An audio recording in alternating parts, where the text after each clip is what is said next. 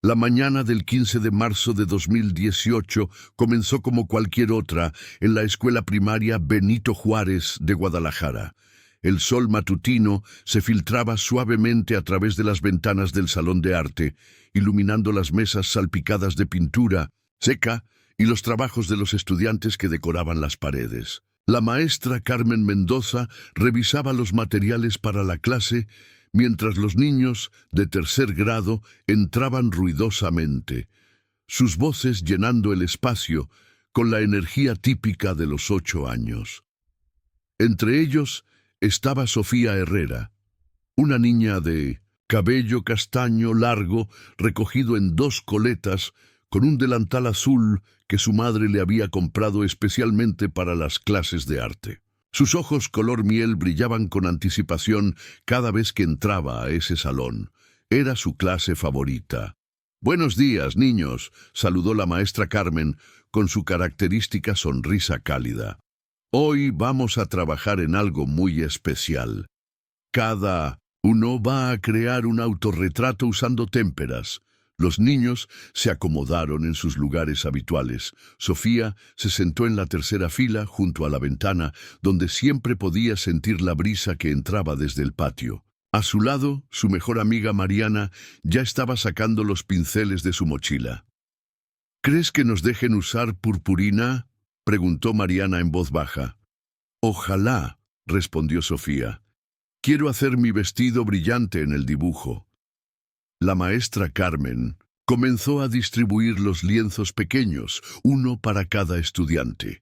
Cuando llegó al lugar de Sofía, se detuvo un momento. «Sofía, cariño, ¿podrías ayudarme a traer más pinturas del almacén? Se me olvidó sacar suficientes botes de amarillo».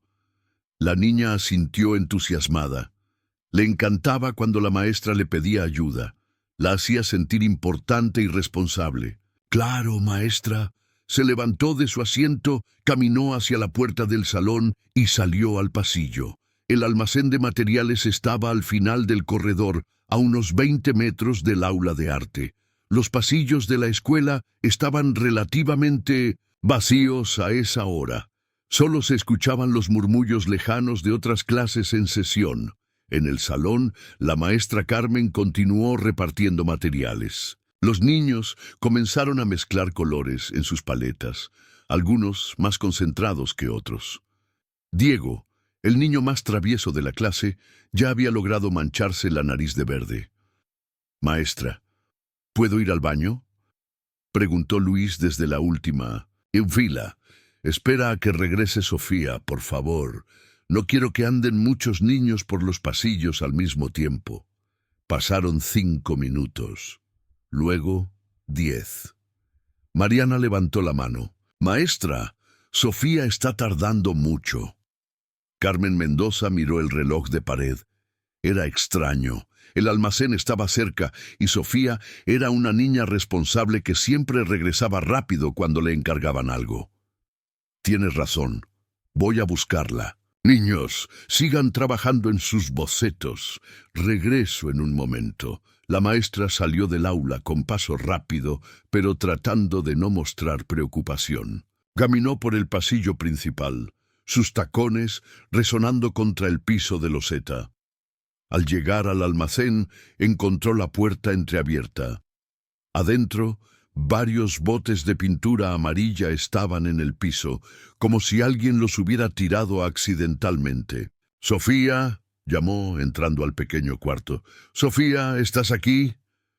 Silencio. El corazón de Carmen comenzó a latir más rápido.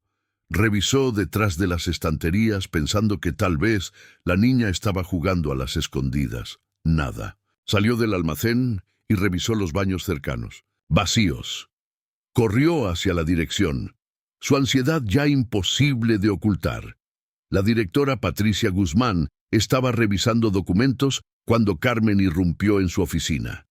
«Patricia, no encuentro a Sofía Herrera. La mandé al almacén hace 15 minutos y no está por ningún lado». La directora se levantó inmediatamente. «¿Revisaste los baños? ¿El patio?» «Los baños sí, el patio no. Iba a...» «Vamos, tú revisa el patio trasero. Yo iré al principal. Pide a la maestra López que cuide tu grupo.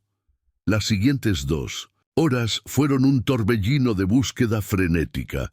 Revisaron cada salón, cada rincón de la escuela. Los conserjes fueron movilizados para buscar en las áreas de servicio. La enfermera revisó su consultorio por si Sofía se había sentido mal y había ido ahí. Nada. A las 10:47 a.m., la directora Guzmán tomó la decisión que había estado posponiendo: llamar a los padres de Sofía y a la policía. Laura Herrera estaba en su trabajo en el banco cuando recibió la llamada. Al principio pensó que era una broma cruel. Su hija no podía haber desaparecido. Sofía era una niña precavida, obediente, que nunca se alejaba sin avisar. ¿Cómo? ¿O que no está?, gritó al teléfono, su voz quebrándose.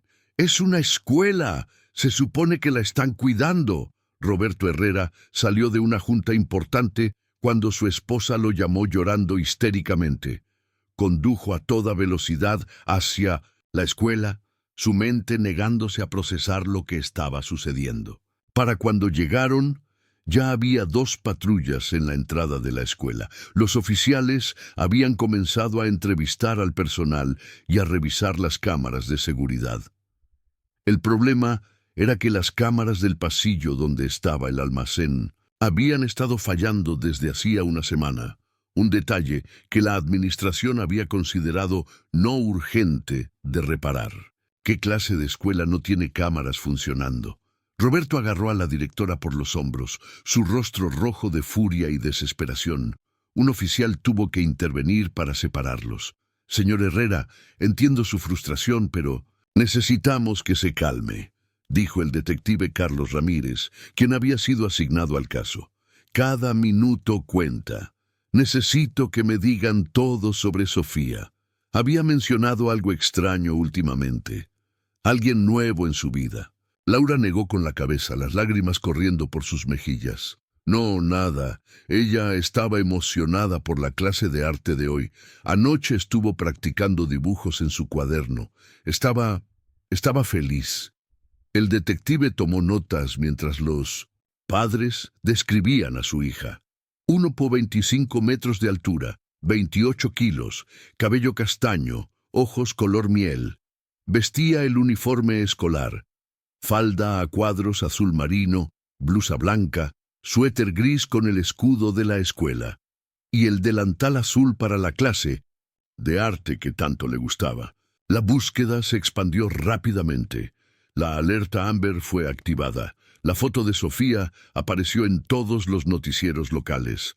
Voluntarios de la comunidad se organizaron para peinar los alrededores de la escuela. En el salón de arte, los niños habían sido trasladados a otro aula. Sus lienzos, a medio terminar, quedaron abandonados en las mesas. El de Sofía permanecía intacto, en blanco, esperando los trazos que nunca llegarían. Mariana, la mejor amiga de Sofía, fue entrevistada suavemente por una psicóloga especializada en niños. «¿Sofía te dijo algo antes de salir del salón?», preguntó la especialista con voz calmada. La niña negó con la cabeza, abrazando un peluche que le habían dado para que se sintiera más cómoda. «Solo estábamos hablando de la purpurina. Ella quería hacer su vestido brillante. ¿Notaste si alguien la siguió cuando salió? No, yo estaba viendo mi papel. Los días siguientes fueron una pesadilla para la familia Herrera. Cada pista resultaba ser falsa. Cada llamada prometiendo información terminaba en decepción. La comunidad escolar estaba en shock. Padres, aterrorizados, comenzaron a retirar a sus hijos de la escuela. Los que se quedaron exigieron medidas de seguridad extremas. La maestra Carmen Mendoza no podía dormir. Se culpaba constantemente. ¿Por qué había enviado a Sofía sola? ¿Por qué no fue ella misma por las pinturas? Las preguntas la torturaban día y noche. «No es tu culpa», le repetía su esposo. «Has enviado a niños por materiales cientos de veces. Nadie podía prever esto». Pero las palabras no aliviaban su culpa. La investigación reveló algunos datos perturbadores. Las cámaras que sí funcionaban mostraron a un hombre con overol de mantenimiento en los pasillos esa mañana. pero su rostro nunca fue captado claramente. El personal de la escuela juró que no había mantenimiento programado ese día. «Es alguien que conocía la escuela», concluyó el detective Ramírez en una reunión con los padres. Sabía sobre las cámaras dañadas, conocía la rutina, los horarios.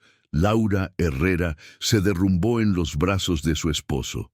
La idea de que alguien hubiera estado observando, planeando, esperando el momento perfecto para llevarse a su hija era más de lo que podía soportar. Se entrevistó a todos los empleados de la escuela, desde maestros hasta personal de limpieza. Se revisaron antecedentes, se hicieron pruebas de polígrafo. Todos resultaron limpios. El hombre del overol parecía haberse desvanecido como un fantasma. Los vecinos del área fueron interrogados casa por casa. Una señora mayor mencionó haber visto una van blanca estacionada de manera extraña esa mañana, pero no recordaba las placas ni detalles específicos. Era como esas van de trabajo, ¿sabe? De las que usan los plomeros o electricistas, dijo la señora a los investigadores. Se revisaron todos los registros de vans blancas en Guadalajara y alrededores. Cientos de vehículos, miles de propietarios. Sin más detalles, era buscar una aguja en un pajar. En casa de los Herrera, el cuarto de Sofía permanecía exactamente como lo había dejado esa mañana. Su cama con las sábanas de princesas, sus muñecas en el estante, su mochila de unicornios colgada detrás de la puerta. Laura pasaba horas ahí, aferrada a la almohada de su hija, inhalando el aroma que aún permanecía en la tela. Roberto canalizó su dolor en acción. Organizó brigadas de búsqueda, imprimió miles de volantes, ofreció una recompensa con sus ahorros. Recorrió cada calle, cada callejón, mostrando la foto de Sofía a cualquiera que quisiera verla. ¿Has visto? Es mi hija.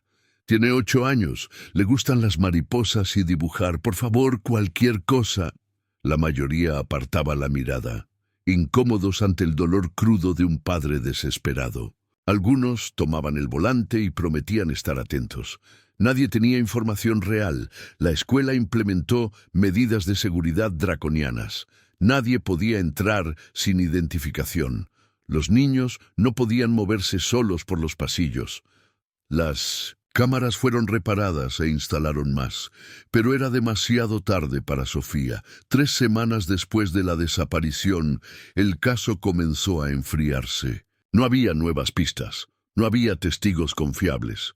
El hombre del overol no aparecía en ninguna base de datos. Era como si Sofía hubiera sido tragada por la tierra. El detective Ramírez, veterano de 20 años en la fuerza, nunca había visto un caso así. Normalmente, en los secuestros infantiles había algún patrón, alguna conexión. Un familiar con problemas, un conocido con intenciones ocultas. Pero aquí, nada. «Es demasiado limpio», le dijo a su compañero. Quien hizo esto sabía exactamente lo que hacía, no fue un impulso.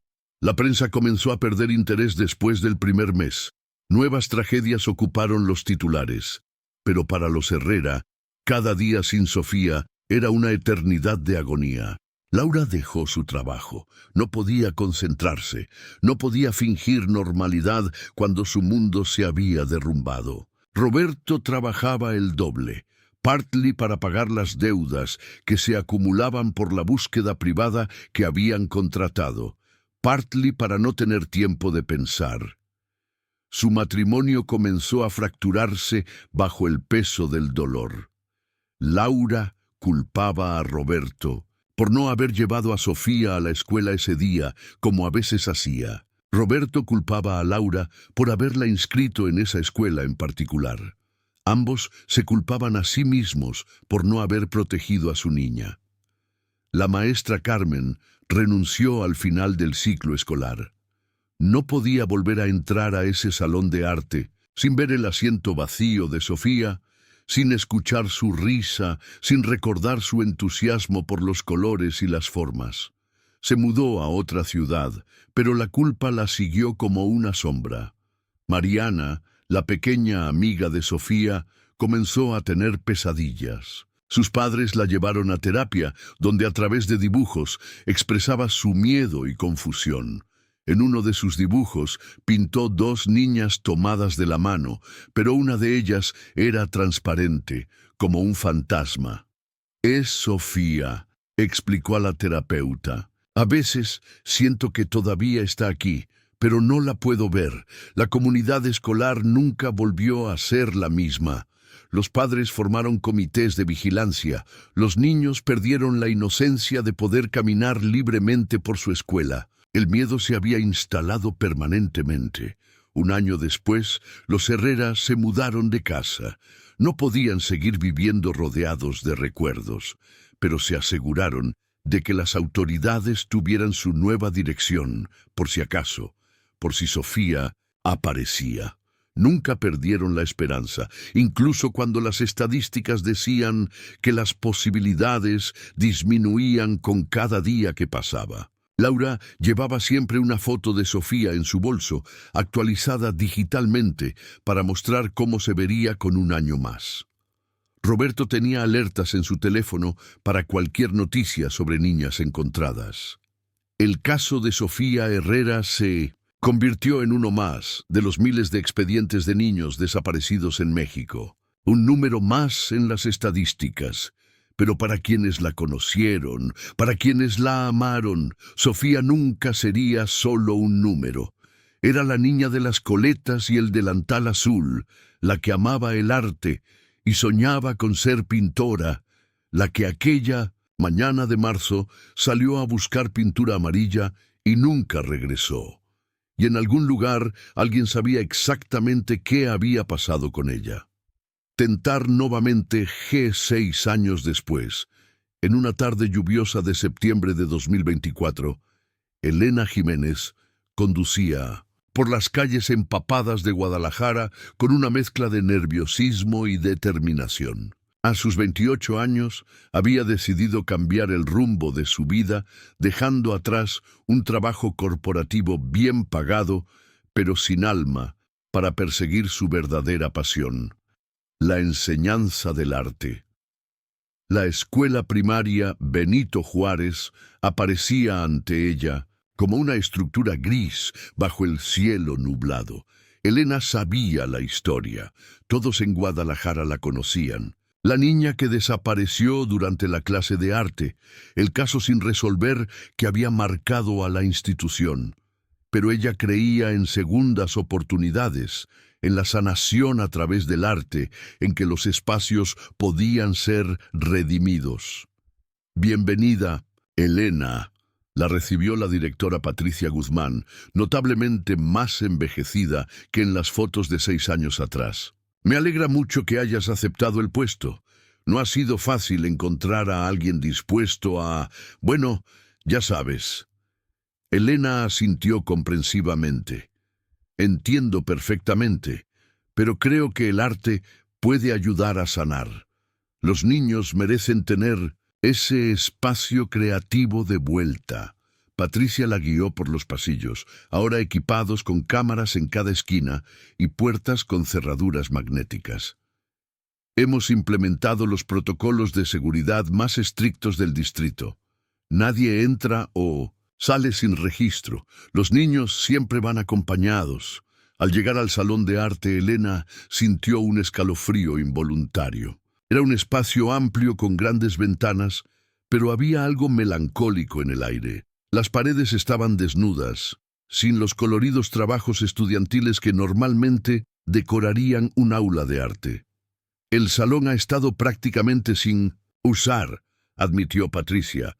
«Tuvimos algunos maestros sustitutos, pero ninguno duró más de un semestre. Los padres, algunos todavía tienen reservas». Elena dejó su bolso en el escritorio y comenzó a examinar el espacio. En un rincón, cubiertos de polvo, encontró lienzos viejos apilados. Su corazón se detuvo cuando vio uno pequeño, del tamaño perfecto para un niño de 8 años, completamente en blanco, excepto por un nombre escrito con marcador en la esquina: Sofía H. Trestregrinva. ¿Es? Comenzó a preguntar. Sí, Patricia, respondió suavemente.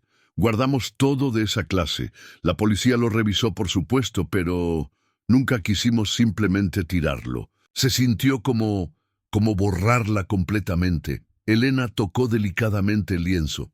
¿Qué pasó con la familia? Los Herrera se divorciaron hace 3 años. La madre, Laura, viene cada año en el aniversario. Deja flores en la entrada. El padre, escuché que se mudó a Ciudad de México. No lo culpo. Este lugar debe estar lleno de fantasmas para ellos. Durante las siguientes semanas, Elena se dedicó a transformar el salón. Pintó las paredes de colores alegres, colgó obras inspiradoras, reorganizó los muebles para crear un ambiente más acogedor. Pero guardó el lienzo de Sofía en un cajón especial de su escritorio. No se sentía correcto simplemente descartarlo. Los niños comenzaron a regresar al aula de arte poco a poco. Al principio, los padres se mostraban aprensivos. Algunos incluso se quedaban observando desde la puerta. Elena los entendía. La confianza, una vez rota, era difícil de reconstruir. Entre sus nuevos estudiantes estaba Diego Martínez, ahora en 6º grado. Elena no sabía que él había estado en aquella clase fatídica 6 años atrás. Maestra Jiménez, Diego se acercó un día después de clase. ¿Puedo preguntarle algo? Claro, Diego. ¿Usted sabe sobre lo que pasó aquí antes? Elena se sentó para estar a su altura. Sí, lo sé. ¿Tú estabas aquí cuando sucedió? Diego asintió, sus ojos mirando al piso. Yo estaba en la clase de la maestra Carmen. Sofía era mi amiga. Solíamos compartir los crayones cuando alguien olvidaba los suyos. Debe ser muy difícil para ti estar aquí de nuevo. A veces pienso que la veo, confesó Diego en voz baja. En los pasillos o por la ventana. Sé que no es real, pero Elena puso una mano reconfortante en su hombro. Es normal. Cuando perdemos a alguien importante, nuestro corazón a veces nos hace verlos en lugares familiares. No hay nada malo en eso. Diego pareció aliviado de que alguien no le dijera que estaba imaginando cosas. Mariana, su mejor amiga, se mudó el año pasado. Dijo que ya no podía estar aquí, que todo le recordaba a Sofía. Elena comenzó a entender que la desaparición de Sofía había dejado heridas profundas no solo en la familia, sino en toda una generación de niños que habían perdido su inocencia ese día. Una tarde, mientras organizaba materiales viejos en el almacén, ese mismo almacén, Elena encontró una caja etiquetada Proyectos 2017-2018. Dentro había trabajos de arte de diferentes clases, algunos a medio terminar. Entre ellos encontró un cuaderno de bocetos con el nombre de Sofía Herrera. Las páginas estaban llenas de dibujos infantiles, pero notablemente detallados. Mariposas, con patrones intrincados, retratos de su familia, paisajes del patio de la escuela. La última página tenía un dibujo a medio terminar de lo que parecía ser el salón de arte visto desde su asiento junto a la ventana. Elena sintió lágrimas formándose en sus ojos.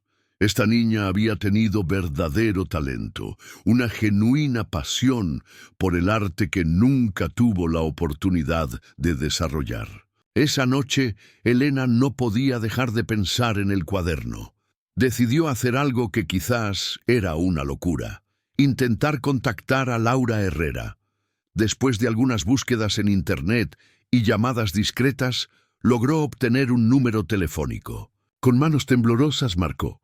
Bueno, la voz al otro lado sonaba cansada. Señora Herrera, mi nombre es Elena Jiménez. Soy la nueva maestra de arte en la escuela Benito Juárez. Hubo un largo silencio. ¿Por qué me está llamando? Encontré algo que creo que le gustaría tener.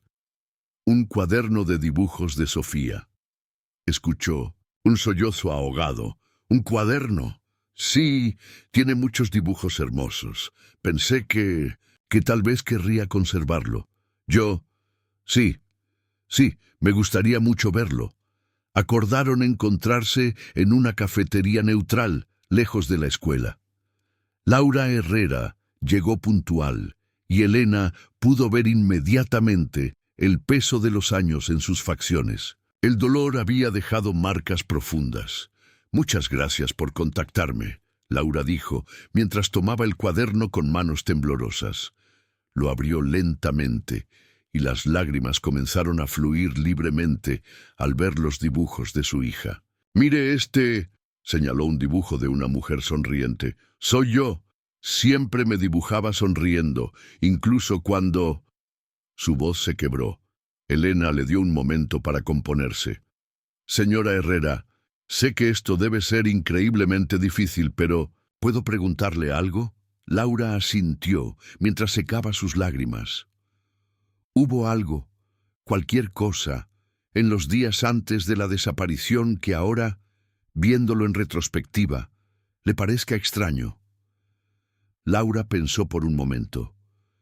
«Los investigadores me hicieron esa pregunta tantas veces, pero sí había algo. Sofía mencionó un par de veces que había un señor nuevo en la escuela que era muy amable con los niños. Le había regalado stickers en el recreo». «¿Se lo dijo a la policía?». «Sí, pero nunca pudieron identificar a quién se refería. El personal dijo que no había ningún empleado nuevo. Pensaron que tal vez era algún padre de familia, pero...». Elena sintió un escalofrío. «¿Sofía lo describió?». «Solo dijo que usaba ropa de trabajo y que tenía una sonrisa chistosa. Pensé que era su imaginación. Los niños a veces...». Laura no pudo continuar. Después de despedirse de Laura, Elena regresó a casa con la mente acelerada. Un hombre no identificado que había estado dando regalos a los niños. Ropa de trabajo. El hombre del overol, en las cámaras de seguridad. Al día siguiente, durante su hora libre, Elena decidió revisar viejos periódicos en la biblioteca municipal. Quería entender mejor el caso, ver si había algo que se hubiera pasado por alto. Entre los artículos encontró una entrevista con Carmen Mendoza, la maestra original. Carmen mencionaba algo que llamó su atención. En las semanas previas a la desaparición, habían estado renovando algunas áreas de la escuela. Había trabajadores entrando y saliendo constantemente. ¿Renovaciones?, Elena murmuró para sí misma. Eso explicaría la presencia de alguien en overol. Pero ¿por qué la escuela había dicho que no había mantenimiento programado ese día? De vuelta en la escuela, Elena se armó de valor para hablar con Patricia sobre sus descubrimientos. «Directora, estuve investigando un poco sobre el caso de Sofía Herrera». Patricia la miró con preocupación. «Elena, aprecio tu interés, pero la policía investigó exhaustivamente. No es saludable obsesionarse con esto. Lo sé, pero encontré algunas inconsistencias, las renovaciones que se estaban haciendo». Esas renovaciones se completaron una semana antes del incidente. Patricia la interrumpió, su tono ahora más firme. «Elena, necesito que te concentres en el presente, en los niños que están aquí ahora. El pasado debe quedarse donde está». Pero Elena no podía dejarlo ir.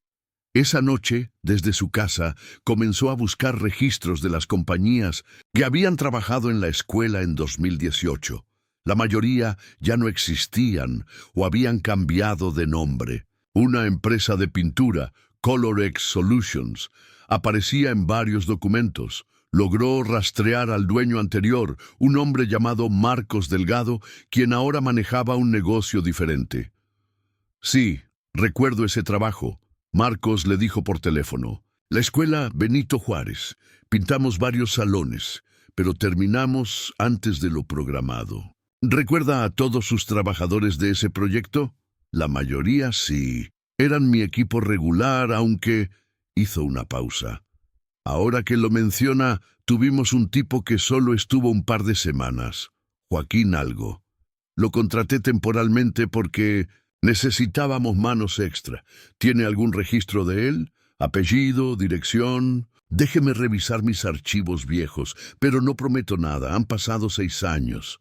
Elena colgó con una mezcla de esperanza y temor. Era posible que después de tanto tiempo surgiera una nueva pista. En la escuela comenzó a notar detalles que antes había pasado por alto. El almacén tenía un acceso trasero que daba a un callejón poco transitado. Las cámaras de 2018 no cubrían esa área. Si alguien conocía bien el edificio, una tarde, mientras sus estudiantes trabajaban en un proyecto de acuarelas, Diego se acercó nuevamente a su escritorio. «Maestra, ¿puedo mostrarle algo?» Elena asintió, notando la seriedad en su rostro. Diego sacó un papel doblado de su mochila. Era un dibujo viejo, descolorido. «Esto lo hizo Sofía. Me lo dio el día antes de que se fuera. Dijo que era un regalo, porque yo le había prestado mi sacapuntas favorito». El dibujo mostraba a 2 niños jugando en un patio lleno de flores imposiblemente coloridas. Pero lo que llamó la atención de Elena fue el fondo. Una figura borrosa en overol observando desde una ventana. «Diego, Sofía dijo algo sobre esta persona en el dibujo». «No, bueno, solo dijo que a veces veía al señor de los stickers mirando cuando jugábamos, pero que no le daba miedo porque siempre sonreía». El corazón de Elena se aceleró. Otro pedazo del rompecabezas. Un hombre que había estado observando a los niños, ganándose su confianza con pequeños regalos. Esa noche, Marcos Delgado la llamó de vuelta. «Encontré algo. Joaquín Morales. Trabajó con nosotros exactamente 2 semanas. Tengo una copia de su identificación, aunque quién sabe si era real. ¿Puede enviármela? Mire, no quiero problemas. Si esto tiene que ver con algo criminal, solo estoy tratando de entender qué pasó. Una niña desapareció. Si hay cualquier posibilidad de encontrar respuestas». Marcos suspiró. «Está bien, le envío la foto. Pero después de esto, no me contacte más». La imagen llegó a su correo minutos después. Era borrosa. Una fotocopia de una fotocopia, pero mostraba a un hombre de unos 35 años, rostro común, cabello oscuro, una sonrisa que no llegaba a sus ojos. Elena imprimió la imagen y la guardó en su bolso. Al día siguiente se la mostraría discretamente a Diego para ver si reconocía al señor de los stickers. Pero esa noche, mientras intentaba dormir, una duda la carcomía. ¿Estaba haciendo lo correcto al remover el pasado? ¿O estaba a punto de abrir una puerta que debería permanecer cerrada? En sus sueños, veía a una niña de coletas y delantal, azul, pintando mariposas en un lienzo infinito, mientras una sombra en overol se acercaba lentamente por detrás. Se despertó sobresaltada a las 3 a.m., con la terrible certeza de que Joaquín Morales, quienquiera que fuera realmente, no había desaparecido. Hombres como él no simplemente se desvanecían, se escondían, esperaban y a veces regresaban. Y mientras Elena miraba por su ventana hacia la ciudad dormida, en algún lugar de Guadalajara, alguien más estaba despierto. Alguien que había estado siguiendo con mucho interés las noticias sobre la nueva maestra de arte de la escuela Benito Juárez. El juego más peligroso estaba a punto de comenzar. Tentar nuevamente. La mañana del 3 de octubre de 2024 amaneció inusualmente fría para Guadalajara. Elena llegó temprano a la escuela, con la fotografía borrosa de Joaquín Morales guardada en su bolso. Había pasado la noche entera debatiendo consigo misma sobre si debía mostrarle la imagen a Diego o contactar directamente a las autoridades. Al entrar al salón de arte, encontró algo que la heló hasta los huesos. Sobre su escritorio había un pequeño paquete de stickers de mariposas, idénticos a los que los niños usaban en sus proyectos. No había nota ni indicación de quién los había dejado ahí. Las cámaras de seguridad, revisó más tarde, No mostraban nada inusual. Quien los dejó conocía los puntos ciegos. «Buenos días, maestra». La voz de la directora Patricia la sobresaltó. «¿Todo bien?» Elena rápidamente guardó los stickers en un cajón. «Sí, solo organizando materiales». Patricia la observó con una expresión indescifrable. «Elena, algunos padres han comentado que has estado haciendo preguntas sobre el incidente. Necesito que entiendas que eso genera ansiedad en la comunidad. Lo siento, no era mi intención. Sé que vienes con las mejores intenciones». Patricia suavizó su tono. «Pero hay heridas que es mejor no reabrir, por el bien de todos». Cuando Patricia se fue, Elena se quedó contemplando los stickers en el cajón. Era una advertencia, estaba segura. Alguien sabía que estaba investigando. Durante la clase de tercero grado esa mañana, Elena no podía concentrarse completamente. Observaba a cada niño, preguntándose si alguno había recibido regalos similares recientemente. «Maestra, ¿está bien?», preguntó una niña llamada Camila. «Se ve preocupada». Elena forzó una sonrisa. «Estoy perfecta. Ahora continuemos con nuestros autorretratos». Era irónico, pensó, la misma actividad que había estado planeando Carmen Mendoza aquel día fatídico. Pero esta vez, todos los niños permanecerían en el salón. Nadie saldría solo. Durante el recreo, Elena decidió arriesgarse. Llamó a Diego discretamente. «Diego, necesito preguntarte algo importante. ¿Has visto a alguien regalando stickers o dulces a los niños últimamente?» Diego negó con la cabeza, pero luego se detuvo. «Bueno, mi primo en segundo grado dijo que un señor del aseo le dio unos carritos la semana pasada, pero don Roberto siempre ha sido amable con los niños». «¿Don Roberto es nuevo?» «No sé, creo que llegó este año». El corazón de Elena se aceleró. Necesitaba verificar al personal de limpieza inmediatamente, pero cuando fue a Recursos Humanos, la secretaria le informó que no había ningún Roberto en el personal de mantenimiento. «Debe ser un error», insistió Elena. «Los niños lo conocen». La secretaria revisó nuevamente.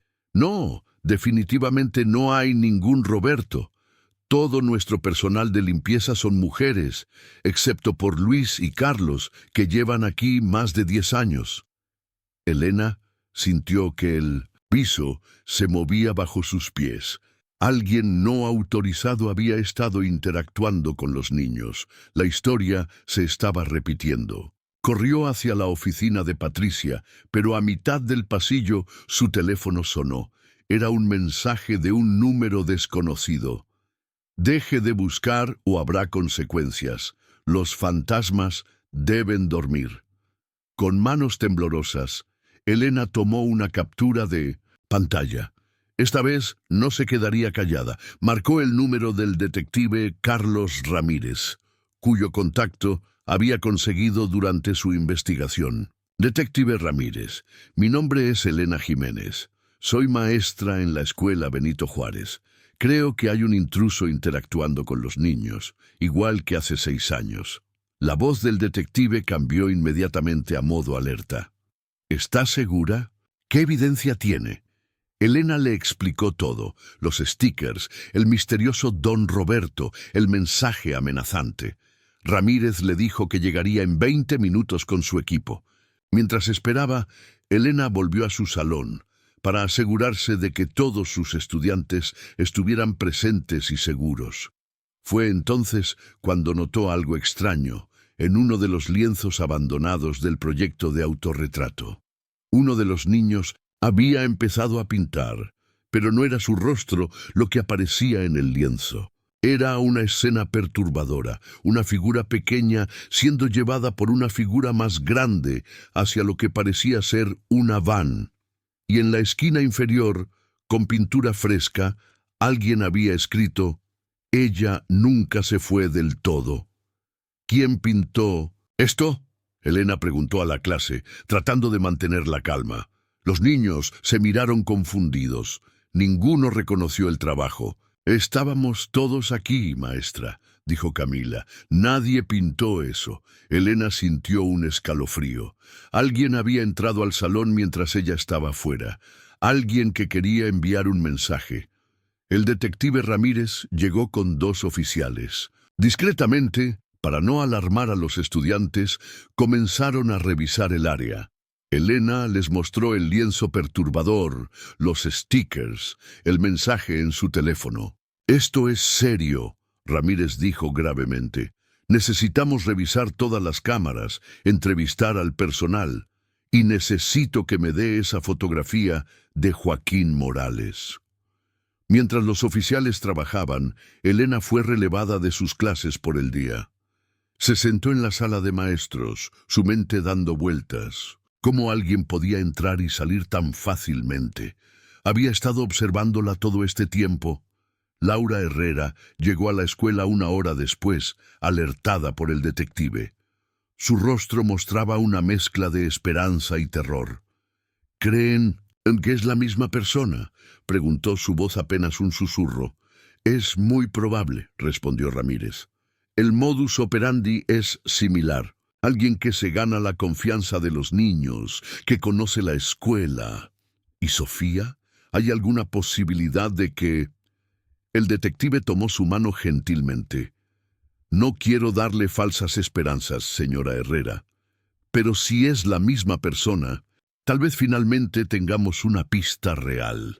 La búsqueda del misterioso don Roberto comenzó inmediatamente. Los niños dieron descripciones vagas. Altura media, cabello canoso, siempre amable, usaba uniforme de limpieza. Varios estudiantes confirmaron haber recibido pequeños regalos de él. Fue entonces cuando sucedió el verdadero avance. Al revisar las cámaras de seguridad de las últimas semanas, encontraron algo que había pasado desapercibido. Un hombre en uniforme de limpieza que aparecía en horarios irregulares, siempre evitando las cámaras principales, pero ocasionalmente visible en los reflejos de las ventanas o en tomas periféricas. «Mejoren esa imagen», ordenó Ramírez. Cuando la imagen se aclaró lo suficiente, Elena jadeó. Era él, mayor, con pintos, el cabello gris, pero inequívocamente el mismo rostro de la fotografía borrosa. Joaquín Morales había regresado. «Hijo de...» Ramírez no terminó la frase. «Ha estado aquí justo bajo nuestras narices». Se emitió una alerta inmediata. La escuela fue cerrada. Equipos de búsqueda peinaron cada centímetro del edificio y los alrededores.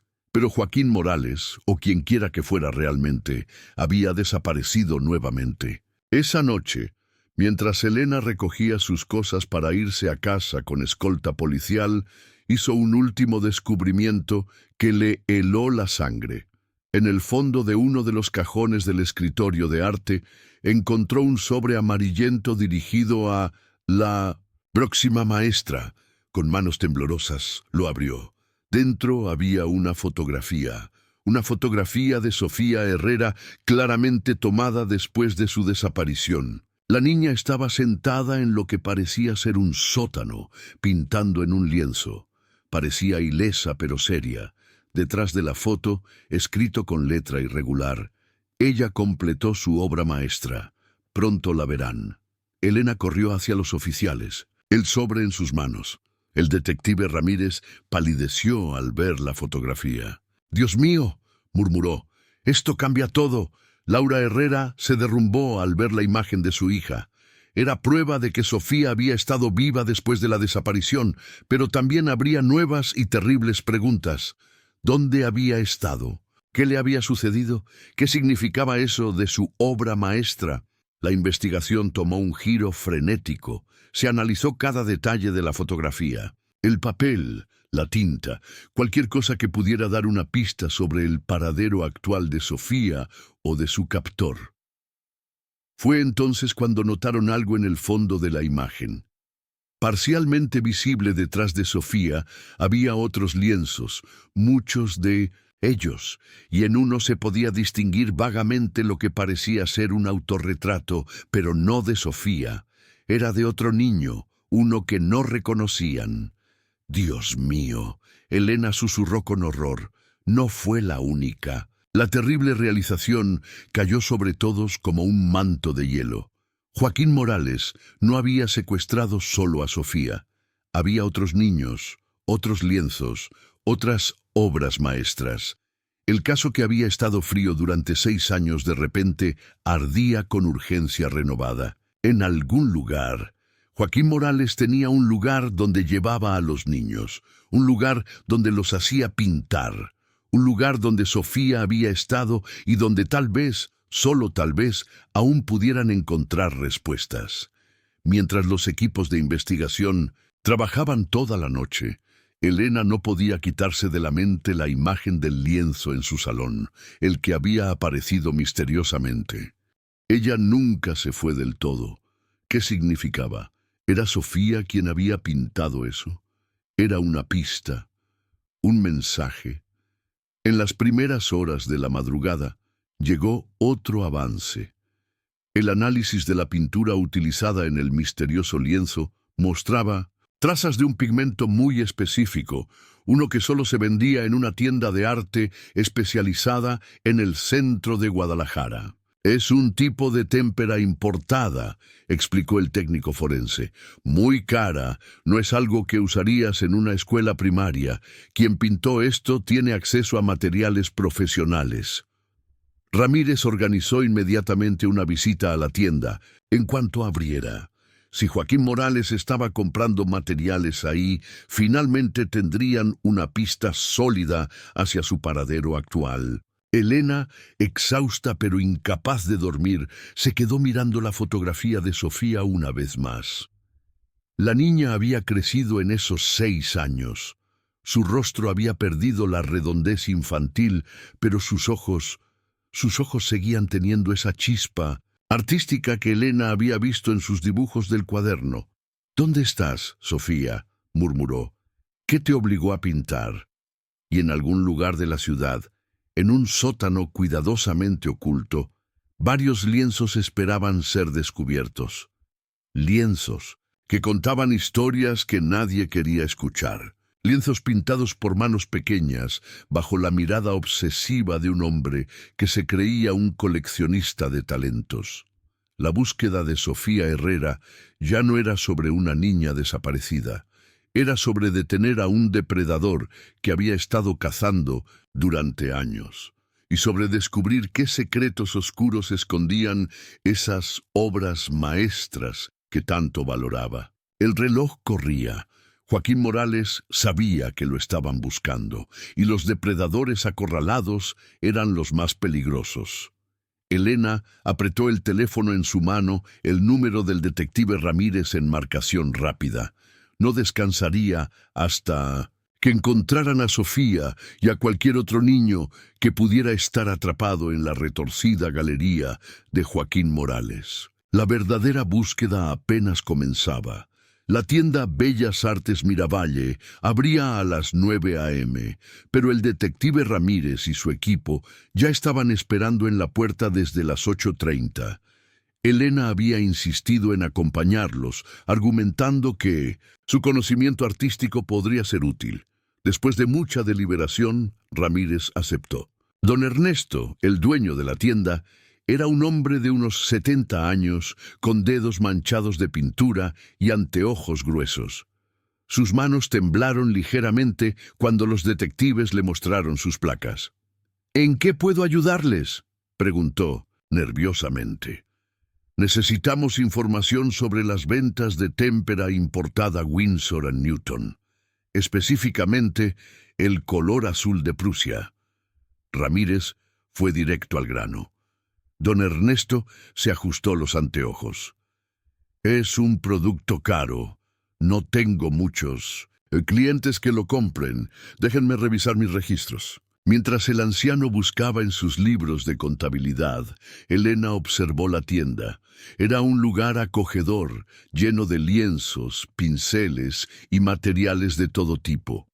En la pared había fotografías de clientes con sus obras, una galería improvisada de artistas locales. «Aquí está», Don Ernesto señaló una entrada. Tengo 3 clientes regulares que compran esa témpera. La señora Marta Delgado, profesora de la universidad. El joven Andrés Soto, un artista que expone en galerías locales. Y se detuvo, frunciendo el ceño. ¿Y? Presionó Ramírez. Bueno, hay un cliente que paga siempre en efectivo. Viene cada 2 meses, compra grandes cantidades. Nunca ha querido dar su nombre para la factura. Elena sintió que su pulso se aceleraba. ¿Puede describirlo? Hombre de unos 40 y tantos años, cabello gris, siempre muy educado. Tiene un conocimiento impresionante sobre técnicas de pintura. A veces trae trabajos para enmarcar. ¿Trabajos? ¿Qué tipo de trabajos? Don Ernesto se veía cada vez más incómodo. Pinturas infantiles, pero extraordinarias. Dijo que era maestro de arte, que enmarcaba los mejores trabajos de sus estudiantes. Ramírez intercambió una mirada con Elena. ¿Tiene alguna de esas pinturas aquí? Sí, de hecho, don Ernesto los guió hacia la parte trasera de la tienda. Dejó estas hace una semana para enmarcar. Dijo que vendría hoy por ellas. En una mesa había 3 pinturas. Elena se acercó lentamente, su corazón martilleando en su pecho. Eran autorretratos infantiles, pero de una calidad técnica sorprendente. Los rostros mostraban una profundidad emocional perturbadora. Tristeza, nostalgia, una madurez impropia de niños. Elena señaló uno de los retratos, su voz temblando. Este es el niño que vi en el fondo de la fotografía de Sofía. Ramírez inmediatamente llamó por radio. Necesito vigilancia encubierta en Bellas Artes Miravalle. El sospechoso podría aparecer hoy. ¿Sospechoso? Don Ernesto palideció. ¿Qué está pasando? Yo no sabía... Don Ernesto. Elena lo tranquilizó. Usted no ha hecho nada malo. Pero necesitamos que actúe normal si ese hombre viene hoy. ¿Puede hacerlo? El anciano asintió temblorosamente. Se estableció un operativo. Oficiales vestidos de civil se posicionaron dentro y fuera de la tienda. Elena y Ramírez esperaban en la trastienda, monitoreando a través de cámaras. Las horas pasaron lentamente. 10 a.m., 11 a.m., mediodía. A la 1:47 p.m. entró. Elena contuvo la respiración. Era él, Joaquín Morales, aunque ahora se veía diferente. El cabello completamente gris, anteojos nuevos, una ligera cojera. Pero era inequívocamente él. Buenas tardes, don Ernesto. Saludó cordialmente. Vengo por mis enmarcados. Ah, sí, claro. Don Ernesto luchó por mantener la voz estable. Déjeme traerlos. Mientras el anciano iba por las pinturas, Joaquín examinó nuevos materiales, completamente ajeno a la trampa que se cerraba sobre él. La señal fue sutil. Ramírez levantó 2 dedos, y los oficiales se movieron. Joaquín Morales está bajo. ¡Arresto! Ramírez apareció con su arma desenfundada, pero apuntando al suelo. Por un momento Joaquín se quedó perfectamente inmóvil. Luego, sorprendentemente, sonrió. Me preguntaba cuánto tardarían, dijo calmadamente, aunque debo corregirlo. Mi nombre real es Adrián Salcedo. ¿Dónde están los niños? Elena salió de la trastienda incapaz de contenerse. ¿Dónde está Sofía? Adrián la miró con curiosidad. Ah, la nueva maestra de arte. Elena, ¿verdad? Tiene usted pasión como Carmen. Eso es admirable. ¡Responda!, gritó Ramírez. ¿Dónde están? Están donde siempre han estado. Adrián respondió críticamente. En su arte, inmortalizados en su momento de mayor pureza creativa. El estómago de Elena se revolvió. La forma en que hablaba. Están muertos, susurró con horror. ¡Muertos! Adrián pareció genuinamente ofendido. No, no, no. Transformados, elevados. Yo les di la oportunidad de crear su obra definitiva, su legado eterno. Ramírez le colocó las esposas. Tiene derecho a permanecer en silencio. Mientras le leían sus derechos, Adrián mantuvo esa sonrisa perturbadora. Saben, siempre supe que este día llegaría. Por eso preparé todo. Las pinturas contarán la historia completa. En la estación de policía el interrogatorio fue intenso. Adrián Salcedo, descubrieron, era un antiguo profesor de arte que había perdido su licencia por métodos pedagógicos inapropiados en 2015. Había desarrollado una obsesión enfermiza con lo que él llamaba el momento cumbre del arte infantil. Ese breve periodo donde la inocencia y el talento se combinaban perfectamente. Los niños pierden esa chispa, explicó con escalofriante calma. La sociedad la mata. Yo solo quería preservarla. ¿Preservarla secuestrando niños? Ramírez golpeó la mesa. Seleccionándolos, corrigió Adrián. Solo elegía a aquellos con verdadero talento. Sofía. Sofía era especial. Su percepción del color era extraordinaria. ¿Dónde está? Elena no podía contener las lágrimas. ¿Dónde están todos? Adrián sonrió. ¿Quieren verla? ¿Quieren ver su obra maestra? Después de horas de negociación, Adrián finalmente accedió a llevarlos a su galería. A cambio, pidió inmunidad parcial, algo que el fiscal rechazó inmediatamente. Entonces supongo que nunca los encontrarán. Adrián se encogió de hombros. He esperado 6 años. Puedo esperar más.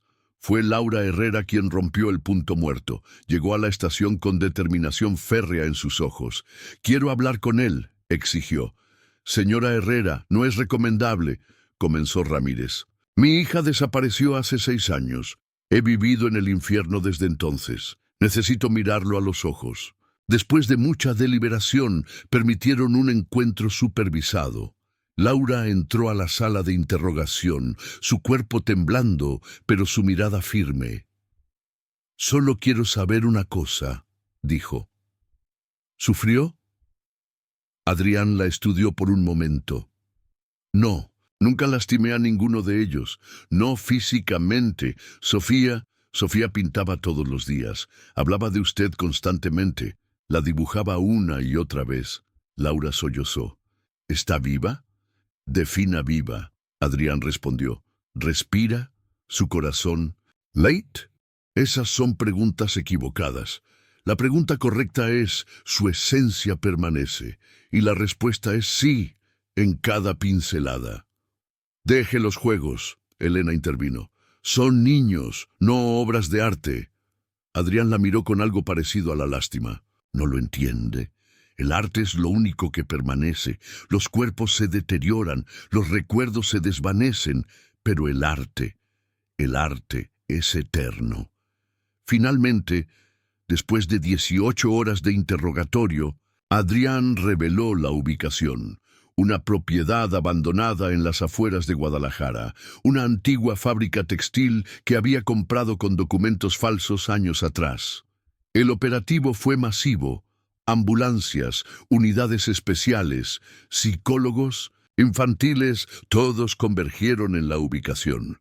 Elena insistió en ir, aunque Ramírez trató de disuadirla. La fábrica parecía un edificio más en ruinas, pero Adrián los guió hacia una entrada oculta que llevaba a un sótano extenso, convertido en lo que solo podía describirse como una galería macabra. Las paredes estaban cubiertas de pinturas. Cientos de ellas, autorretratos, paisajes, naturalezas muertas, todas claramente hechas por manos infantiles, pero con una técnica inquietantemente avanzada. Mi colección, Adrián dijo con orgullo, 20 años de trabajo. El horror de la realización golpeó a todos. 20 años. ¿Cuántos niños? Pero fue el sonido lo que Elena escuchó primero, débil, casi imperceptible, el sonido de un pincel, contra lienzo. «¡Hay alguien aquí!», gritó. Corrieron hacia el sonido a través de pasillos llenos de pinturas, hasta llegar a una serie de habitaciones. En cada una... «Dios mío», Ramírez murmuró. Había niños, 5 en total, cada uno en una habitación individual convertida en estudio de arte, con camas, baños y materiales de pintura infinitos. Y en la última habitación... ¡Sofía! Laura corrió hacia su hija. Sofía Herrera, ahora de 14 años, estaba sentada frente a un lienzo, pintando. Se volteó lentamente al escuchar su nombre, sus ojos mostrando una mezcla de reconocimiento y confusión. «Mamá». Su voz era suave, insegura. «Él dijo que vendrías cuando terminara mi obra maestra. Ya la terminé». Laura la abrazó, sollozando incontrolablemente. «Sí, mi amor, ya la terminaste, ya puedes venir a casa». Los otros niños fueron identificados rápidamente. Todos habían sido reportados como desaparecidos en los últimos 8 años. El más reciente, Carlos, llevaba solo 6 meses. Todos mostraban signos de lo que los psicólogos llamarían más tarde institucionalización artística. Habían sido condicionados para vivir solo para pintar. «No les hice daño», Adrián insistió mientras era llevado. «Les di propósito, les di inmortalidad, les robó la infancia», Elena le gritó. «Les robó sus vidas». «No». Adrián la miró por última vez. «Les di la oportunidad de ser extraordinarios. Mire sus obras. ¿Hubieran creado algo así en el mundo exterior? Lo dudo». Las semanas siguientes fueron un torbellino de actividad. Los niños fueron hospitalizados para evaluación física y psicológica. Milagrosamente, todos estaban físicamente sanos. Adrián los había cuidado meticulosamente, proporcionándoles comida, educación, centrada en arte, incluso ejercicio. Pero el daño psicológico era profundo. Sofía, en particular, luchaba por adaptarse. 6 años de aislamiento, 6 años siendo told que su único valor estaba en su arte, habían dejado marcas profundas. «No sé quién soy sin pintar», le confesó a Elena durante una de las sesiones de terapia de arte que la escuela organizó. «Él decía que era mi destino, que era especial». «Eres especial», Elena le aseguró. «Pero no por tu arte. Eres especial por ser Sofía, por ser fuerte, por sobrevivir». La colección de pinturas de Adrián fue confiscada como evidencia. Los expertos quedaron asombrados por la calidad técnica. Algunos sugirieron que deberían ser preservadas, exhibidas como testimonio. Los padres, comprensiblemente, querían quemarlas todas. Finalmente se llegó a un compromiso. Cada familia decidiría qué hacer con las obras de sus hijos. Algunas las destruyeron, otras las guardaron. Laura Herrera tomó una decisión sorprendente. Donó las pinturas de Sofía a un centro de apoyo para niños víctimas de secuestro, donde servirían para ayudar en terapias y concientización. «Mi hija sobrevivió», dijo en la conferencia de prensa. «Otras familias no tuvieron esa suerte. Si su arte puede ayudar a prevenir que esto vuelva a suceder, entonces algo bueno saldrá de esta pesadilla». Adrián Salcedo fue sentenciado a cadena perpetua, sin posibilidad de libertad condicional. Durante el juicio, mantuvo su postura de que había sido un mecenas incomprendido del arte infantil. Las evaluaciones psiquiátricas revelaron un trastorno de personalidad narcisista severo combinado con una fijación patológica. Elena continuó enseñando en la escuela Benito Juárez. El salón de arte fue completamente renovado, convertido en un espacio de sanación y expresión libre. En una pared colocó una placa, en honor a todos los niños cuyas voces fueron silenciadas. Que el arte siempre sea libertad, nunca prisión.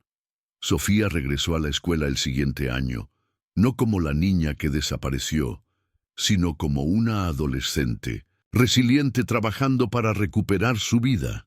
Seguía pintando, pero ahora por elección propia, no por compulsión.